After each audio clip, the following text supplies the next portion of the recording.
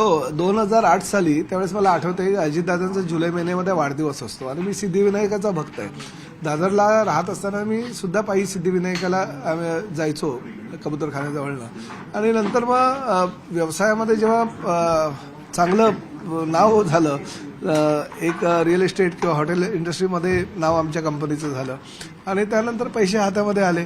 अजितदादांवर प्रचंड प्रेम, कारण अजितदादा नेहमी आम्हाला मार्गदर्शन करायचे, सहकार्य करायचं. मी युथ काँग्रेसमध्ये होतो, NSY या विद्यार्थी संघटनेचं काम करायचो आणि अजितदादांचा वाढदिवस, तर अजितदादांना काहीतरी भेट द्यायला हवं असं मला वाटतं. आणि अचानक त्या दिवशी सिद्धिविनायकाला गेलेलो असताना सिद्धिविनायक मंदिरामध्ये भक्तांनी ज्या काही गोष्टी दिलेल्या असतात त्याचा लिलाव होत असतो, सोन्याचे दागदागिने किंवा इतर गोष्टी.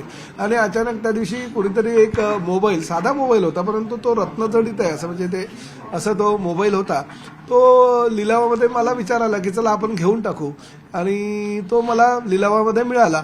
आता तो मोबाईल मिळाला तर द्यायचा कोणाला, तर अजितदादांना द्यायचा. म्हणून अजितदादांना मला विचारलं मीडियाने तिकडे, अरे ह्या मोबाईल कोणासाठी घेतला?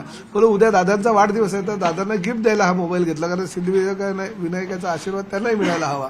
आणि मग त्यांना तो मी मोबाईल दिला. पण काही लोकांनी 8-10 कोटी रुपये खर्च करून प्रसिद्धी मिळाली नव्हती, तेवढी प्रसिद्धी मला त्या मोबाईलच्या माध्यमातून मिळाली आणि आतापर्यंत लोक लक्षात ठेवतात.